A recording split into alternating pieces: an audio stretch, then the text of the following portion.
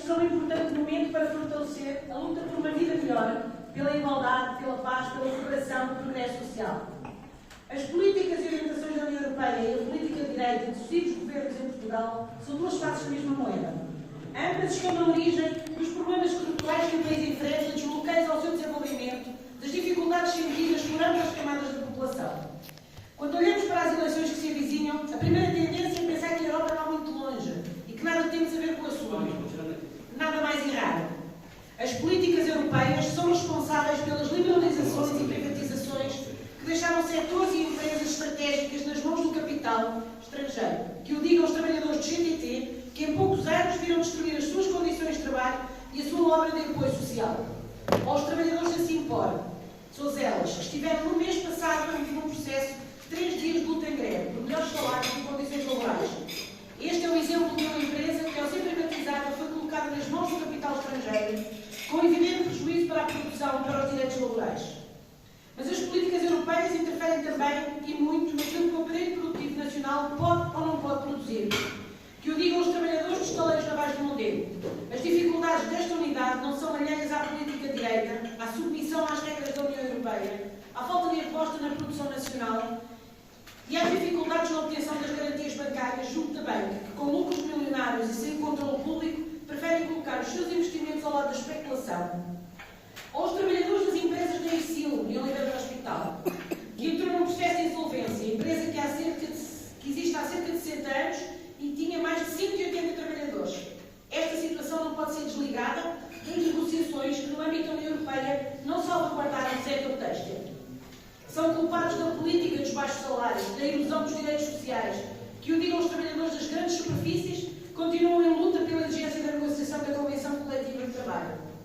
São culpados das restrições orçamentais que asfixiam o investimento público e o cabal financiamento das funções sociais do Estado. Diretivas que impõem dificuldades da contratação de trabalhadores e do investimento nos serviços públicos e que forçam a entrada de cada vez mais privados nos serviços públicos. Que o digam os utentes do Serviço Nacional de Saúde, do Distrito, em Oliveira do Hospital, Tábua, Penacova, Soura e todos, onde os centros de saúde vão fechando.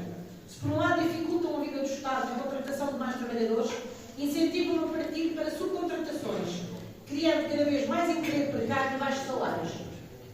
O aumento das desigualdades sociais e territoriais prejudica o país, que o digam os compartos dos baldios ou os pescadores das artes tradicionais, em particular a arte charca, que se debatem com inúmeras dificuldades, impedidos de ir ao mar durante uma parte significativa do ano e sem o acesso a prestações sociais, recorrem a outras artes de pesca à piada para compensar o seu rendimento. Ou os projetos das energias renováveis, que devem responder às necessidades do país e não ao negócio de energéticas. O PCP tem de denunciar a forma com que os governos, sob a orientação da União Europeia, têm favorecido os promotores de projetos, seja através da promoção de leilões, atribuindo uma capacidade de ligação à rede de títulos perpétuos, colocando nas mãos de privados instrumentos que deveriam estar ao serviço do país, seja criando condições para elevadas rentabilidades, a pretexto para habilitar os negócios. A necessidade de apostar nas energias renováveis não justifica tudo. São culpados das opções do Banco Central Europeu pelo aumento das taxas de juros, que aumentam os lucros da banca à custa das dificuldades da família, que os diga à população de uma forma geral, que hoje em dia sofrem com o aumento do preço das casas, é resultado da especulação com os excessivos aumentos das taxas de juros pelo Banco Central Europeu, propiciando a multiplicação dos lucros da banca, a manutenção da lei dos despejos. São culpados pelas chantagens e ameaças das sanções em caso de incumprimento dos ditames de quem manda na União Europeia, tendo os portugueses de se agachar a todas as ordens emanadas. É neste quadro que os deputados do PCP no Parlamento Europeu assumem características singulares que os tornam indispensáveis e insubstituíveis.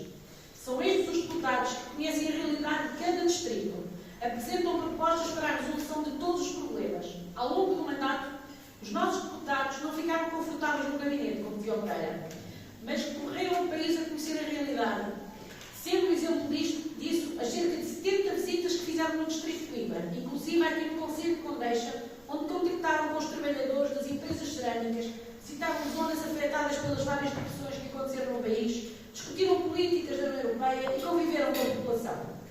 Os trabalhadores, a juventude, as mulheres e, em geral, os povos não estão condenados a aceitar as dificuldades, a falta de respostas para os seus problemas, os retrocessos que a União Europeia quer impor. No Parlamento Europeu decidem-se matérias que são decisivas para a vida do nosso país e da nossa região. salários, produção nacional, taxas de juros, serviços públicos, fiscalidade, etc. Como diz o nosso comunicado, lá se fazem, cá se pagam. Faz toda a diferença ter no Parlamento Europeu deputados como os da CDU, que defendem os interesses nacionais em vez dos que lá estão para dizer sim ao grande capital e às grandes potências. Por isso, dia 9 de junho, apelamos ao voto da CDU, o voto que vai fazer a diferença. Viva a CDU! Viva!